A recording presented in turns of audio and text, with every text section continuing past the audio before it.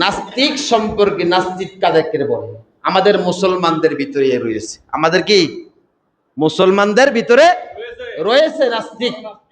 নাস্তিক তাদের বিশ্বাস, তাদের কথা হলো স্রষ্টা আল্লাহ বলতে কেউই নাই, নাউজুবিল্লাহ।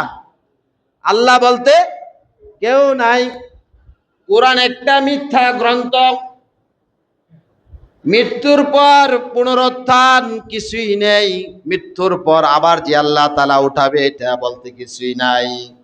কিয়ামত দিবস অবিশ্বাস করে, এটা একটা কল্প কাহিনী। এটা কি কল্প কাহিনী?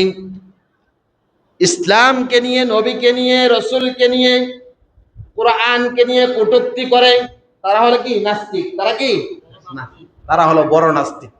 আল্লাহতে বিশ্বাস সম্পর্কে কুরআনুল কারীমের 7 নম্বর পারা, 8 নম্বর পৃষ্ঠা, 6 নম্বর সূরা, সূরা আন-নাম এর 12 নম্বর আয়াতে আল্লাহ তাআলা বলতেছেন, কুল লিমান মা ফিস সামাওয়াতি ওয়াল আরদ, আসমান এবং জমিনের মধ্যে যা কিছু রয়েছে তা কার? নবমণ্ডলের মধ্যে যা কিছু রয়েছে তা কার?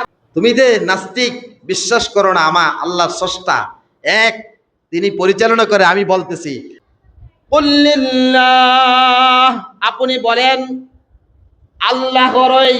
আসমান এবং জমিনের মধ্যে যা আছে তা কার? আল্লাহরই। কুল্লিল্লাহ কাতাবা আলা নাফসিহির রহমান, আল্লাহ তাআলা বলতেছেন তিনি তার নিজ দায়িত্বে রেখে দিয়েছেন দয়াকে। আল্লাহু আকবার। কাতাবা আলা নাফসিহির রাহমা, তিনি তার নিজ দায়িত্বে রেখে দিয়েছেন দয়াকে। আল্লাহ বলেন যে আমি এই দয়াকে আমার কাছে রেখে দিয়েছি। সুবহানাল্লাহ। আমার পক্ষ থেকে যখন দয়া দেয়, বাবা মা কি করে সন্তানের প্রতি দয়া দেখায়। সুবহানাল্লাহ। আমার হুকুম যখন আদায় করে, নিষেধ মেনে চলে, তখন আমার রহমত তার উপরে ছিটিয়ে দেয়। লা ইয়াজমান্নাকুম ইলা ইয়াউমিল কিয়ামাতি লা রাইবা ফীহি, নিশ্চয়ই আমি আল্লাহ তাআলা তোমাদেরকে একত্রিত করব। কোন দিন? ইয়াউমাল কিয়ামাতি, যেদিন কিয়ামত সংঘটিত হবে।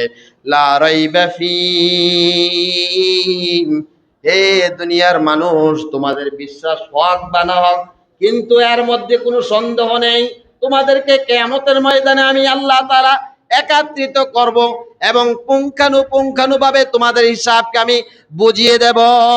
আল্লাযীনা খাসিরু আনফুসাহুম, যারা নিজেদেরকে ক্ষতিগ্রস্ত করেছে। ফাহুম লা ইউমিনুন, কোরআন পাঠাইছি, 6666টা আয়াত নাজিল করেছি সংশোধন হওয়ার জন্য।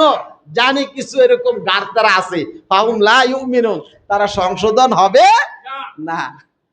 আল্লাহ তাদেরকেও পরিপূর্ণ হেদায়েতের নূর দান